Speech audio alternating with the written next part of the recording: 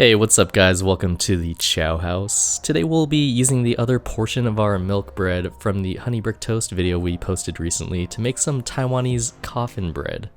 If you're not familiar with coffin bread, it's basically a Taiwanese version of a chicken pot pie, and the cool thing about it is that it uses a thick slice of buttery toast in place of a flaky pie crust. And it's usually a surf and turf type deal with chicken and some type of seafood, which creates an awesome flavor combination. I mean, if you try to add seafood to a chicken pot pie, you'll probably get slapped. But if you're adding seafood to a chicken coffin bread, then it's all good. Anyways, enough of this talking. You guys ready for some B-roll action? Let's get some B-roll in here. Mabel, you have some B-roll? Yeah. Yeah, okay. 1, 2, 3, go!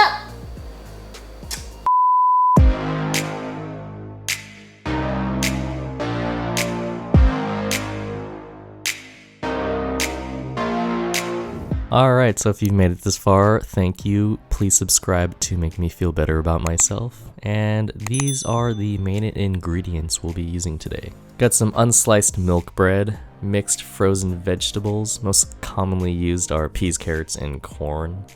Seafood portion of this will be some crab meat, some leftover Costco rotisserie chicken, which we'll be getting the chicken meat from, yellow or sweet onion, or white onion would work too, cornstarch, and chicken broth, or you could just use water. First thing we're gonna do is dice up half of this large sweet onion. Alright, so first thing we're gonna do is dice up half of this pristine looking sweet onion.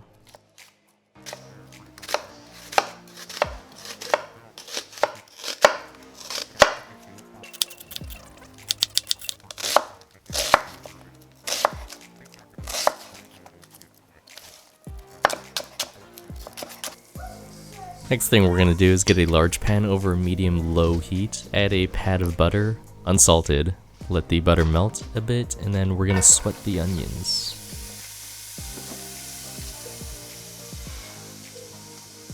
In the meantime, tear up yo chicken. About 1 to 1.5 cups should be enough. Alright, so once the onions have turned translucent a little bit, gonna hit it with some salt and pepper.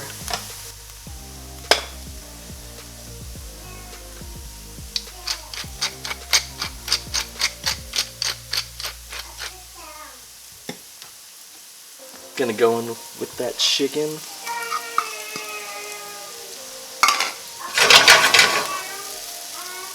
A little mixing action. Gonna go in with that chicken broth.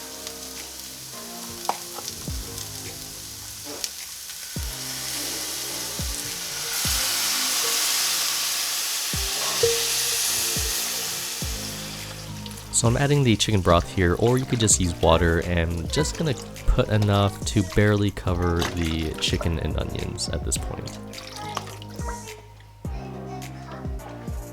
While the broth is heating up, we're going to go in with about half a tablespoon of chicken powder.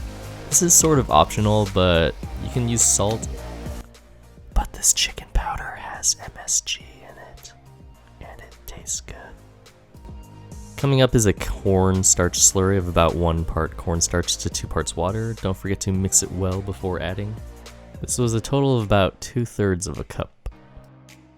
This is one of the major differences in a Taiwanese coffin bread and a chicken pot pie, because chicken pot pies are typically thickened with a butter and flour roux and cream. But the cornstarch slurry gives it a more of a translucent appearance and a more gelatinous type of mouth feel. I think it works pretty well with the surf and turf because we don't want to overpower any of the delicate seafood flavors. So that's why if you're using chicken broth or just water, both work pretty good.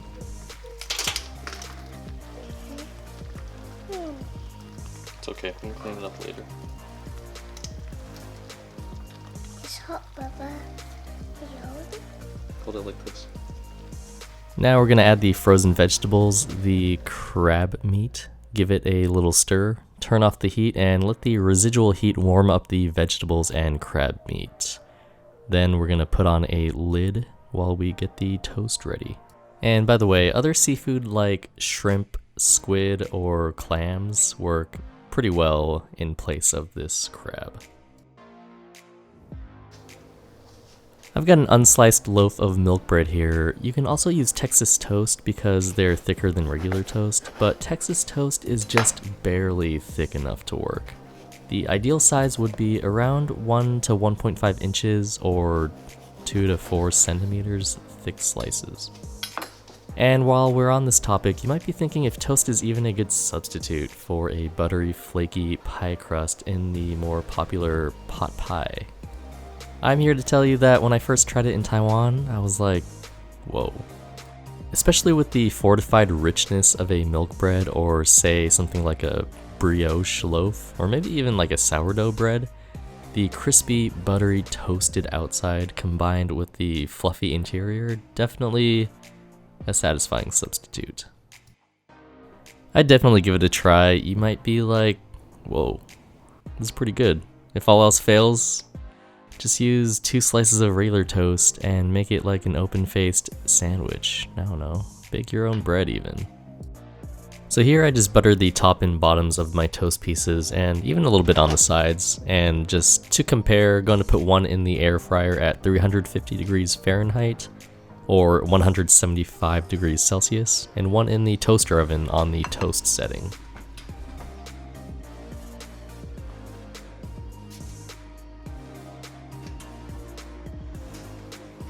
After about 5 minutes, the toaster oven one looked pretty golden brown, so decided to take that one out. And the air fryer one was looking pretty good too. And here I'm like, should we flip this? And yeah, you should flip it to get it golden brown on both sides. But I mean, look at how evenly cooked that air fryer one is. Delicious. As we're toasting up the other side of the air fryer toast for a few minutes, I put the skillet with the coffin bread filling back on medium heat to get it back to temperature. And besides that, give the filling a quick taste for seasoning and also to check on the consistency. If it's too thick, just add more water. If it's not thick enough, add a water and cornstarch slurry of about 1 part cornstarch to 2 parts water, and add that until it is thickened enough to your liking. I like my thickness to be on par with something like Elastigirl from Incredibles 2 level of thickness. I'm Elastigirl. I'm, flexible. But to each their own. Anyways, hashtag air fryer life. Look at how beautiful and evenly toasted that bread came out. If you haven't gotten an air fryer yet, just trust me, get one and you'll use it like every other day, at least. Bread is burnt.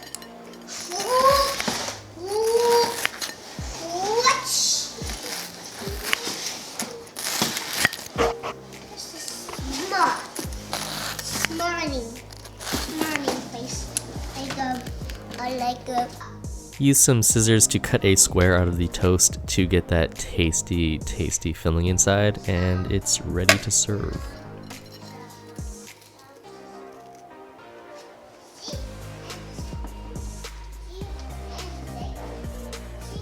Thank you guys for watching. Sorry for the somewhat inconsistent uploading. Been busy refinishing an old dining set that we'll be putting in our dining room soon. So just click on the notification bell and turn on all notifications so you'll see when we've uploaded something. And we'll see you guys next time.